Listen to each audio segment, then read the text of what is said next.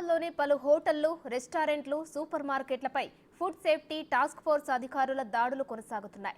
ఈ దాడుల్లో పలు చోట్ల కుళ్లిపోయిన చికెన్, మటన్, బూజు పట్టిన ఆహార పదార్థాలు, కాలం చెల్లిన ఆహార ధాన్యాలు గుర్తించారు అధికారులు. హోటల్స్, రెస్టారెంట్లలో నాణ్యత ప్రమాణాలు మెరుగయ్యేంత వరకు దాడులు కొనసాగుతూనే ఉంటాయంటున్న జీహెచ్ఎంసీ ఫుడ్ కంట్రోలర్ బాలాజీరాజుతో మా ప్రతినిధి రాంప్రసాద్ ఫేస్ టు ఫేస్.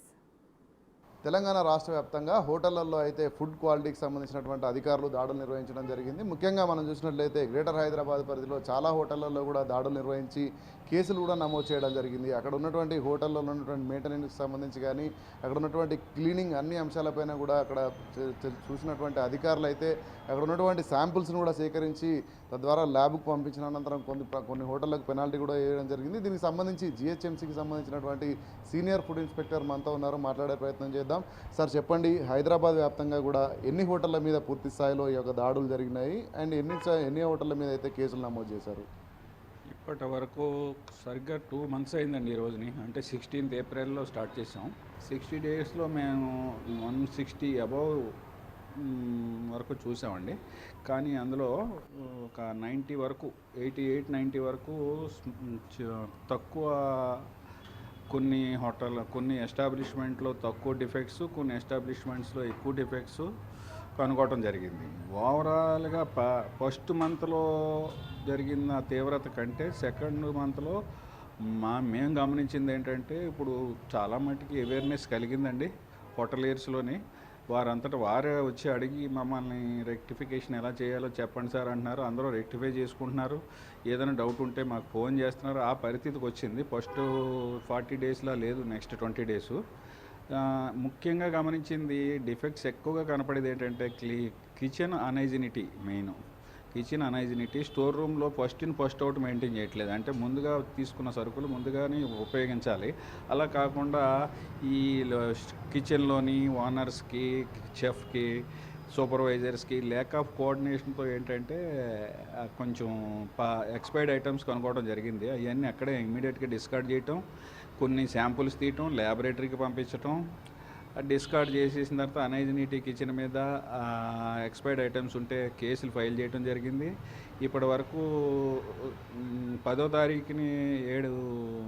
తారీఖు నుంచి స్టార్ట్ అయినాయి కేసులు ఫైన్ వేయటం. 2,35,000 వరకు నిన్నటి వరకు ఫైన్ వేయటం జరిగిందండి. అది కంటిన్యూస్ ప్రాసెస్.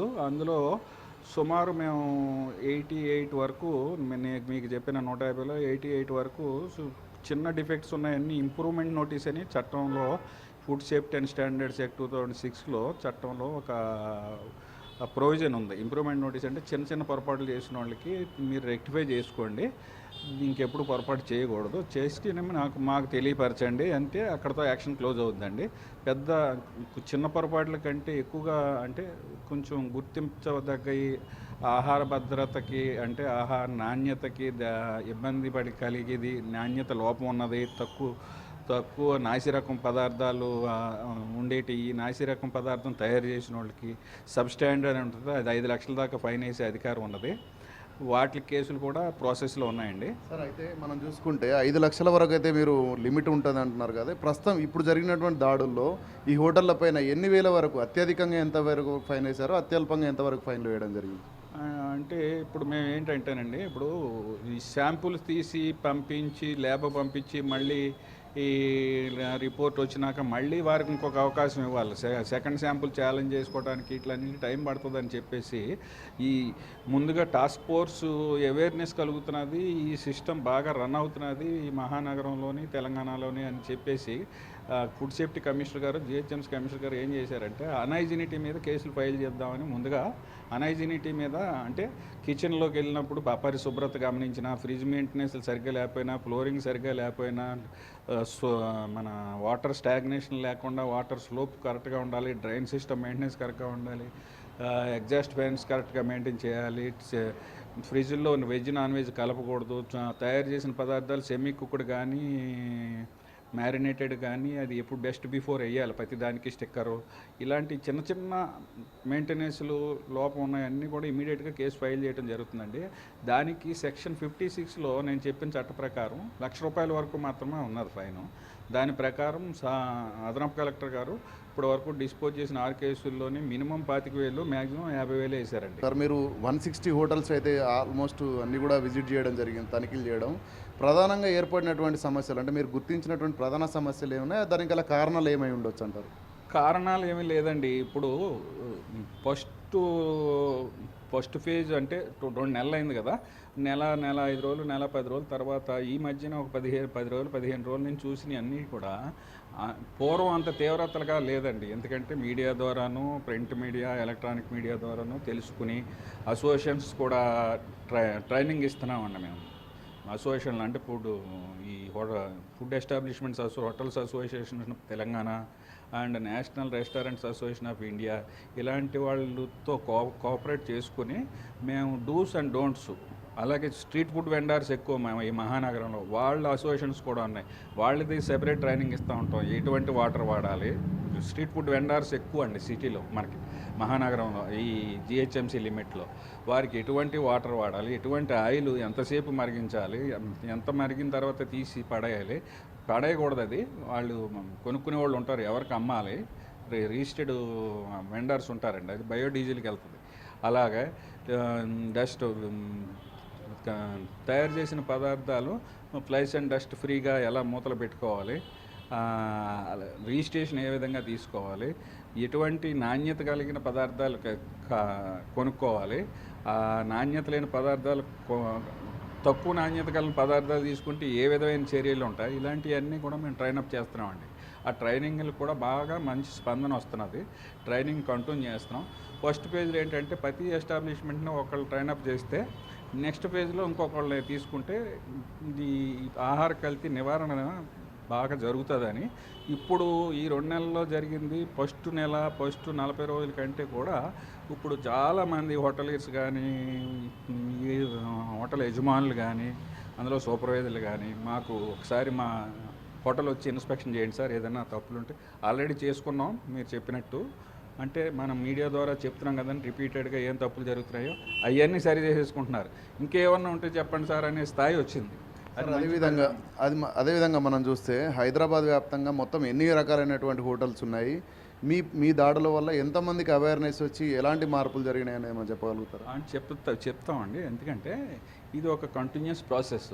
ఇప్పుడు జనరల్గా మానవ నైజం ఎలాగుంటుంది అంటే అండి, కొన్ని రోజులు ట్రైనింగ్ ఇచ్చాము, కొన్నాళ్ళు అతను స్వతహాగా కొంత ఆయనకి జీలు ఉండాలి, మనం శుభ్రంగా చేయించాలి, హోటల్ అంతా బాగా మెయింటైన్ చేయాలని ఓనర్ గారు అన్నీ చూసుకోలేరు. కాబట్టి ఓనర్స్ ఒక ప్రత్యేకంగా ఒక డిగ్రీ గ్రాడ్యుయేట్ లాంటి వాళ్ళు ఉంటే వాళ్ళకి ట్రైనింగ్ ఇస్తున్నాం మేము.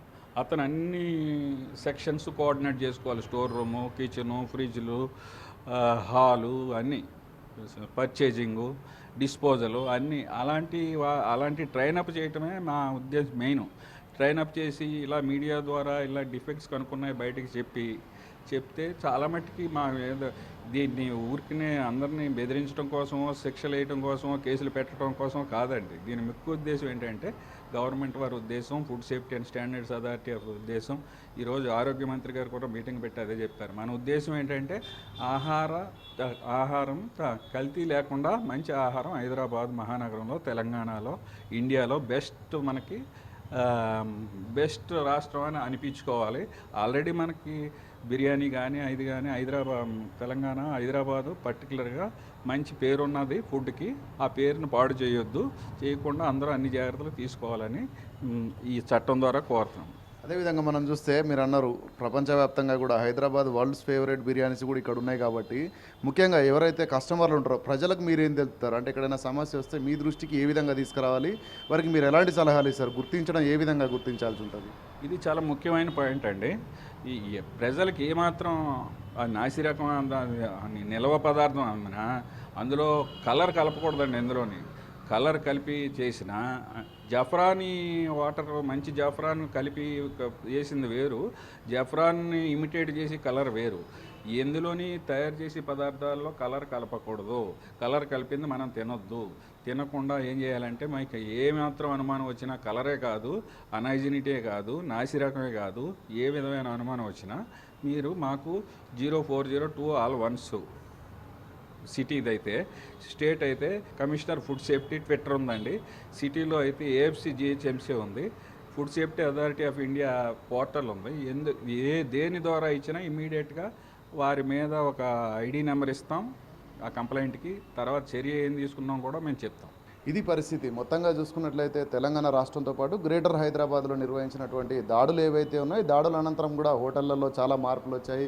ముఖ్యంగా హైజెనిటీకి సంబంధించి అయితే అక్కడ ఉన్నటువంటి పరిస్థితులు ఏదైతే క్లీనింగ్ కానీ అదేవిధంగా వాడేటువంటి వస్తువులు కానీ అదేవిధంగా ఫ్రిడ్జ్లలో భద్రతకు సంబంధించి అంటే ఫ్రిడ్జ్లను ఏర్పాటు అంటే నిల్వలకు సంబంధించి అన్ని రకాల అంశాలపైన కూడా వారికి కూడా కొంత అవగాహన రావడం జరిగింది. మరికొన్ని హోటళ్ళు కూడా తాము సిద్ధంగా ఉన్నాం రైడ్స్ చేయమంటూ కూడా ఆహ్వానిస్తున్నట్లు అయితే అధికారులు చెప్తున్నారు. ప్రజలు కూడా ఇదే స్థాయిలో తీసుకునేటువంటి ఆహారం పట్ల అవగాహన కలిగి ఉండాలి. ఎలాంటి ఆహారం తింటున్నాం, ఏదైనా సమస్యలు ఉన్నట్లయితే వెంటనే జిహెచ్ఎంసీకి సంబంధించినటువంటి టోల్ ఫ్రీ కానీ లేదంటే ఫుడ్ కంట్రోలింగ్కి సంబంధించినటువంటి ట్విట్టర్ ద్వారా కానీ ఎట్లాగైనా కూడా ఫిర్యాదు చేసేందుకైతే చాలా రకాలైన దారులు ఉన్నాయని చెప్తా ఉన్నారు. ఖచ్చితంగా ప్రజలందరూ కూడా భాగస్వామ్యం వహించి హైదరాబాద్లో మంచి ఆహారం దొరుకుతుందనే విధంగా అయితే రానున్న రోజుల్లో ఫుడ్ డిపార్ట్మెంట్ అయితే చర్యలు చేపట్టబోతున్నాడు. మనకు ఇక్కడ దీనికి సంబంధించినటువంటి GHMC senior food control Balaji Raju garu తెలపడం జరిగింది. కెమెరామెన్ హుస్సేన్తో రాంప్రసాద్, బిగ్ టీవీ.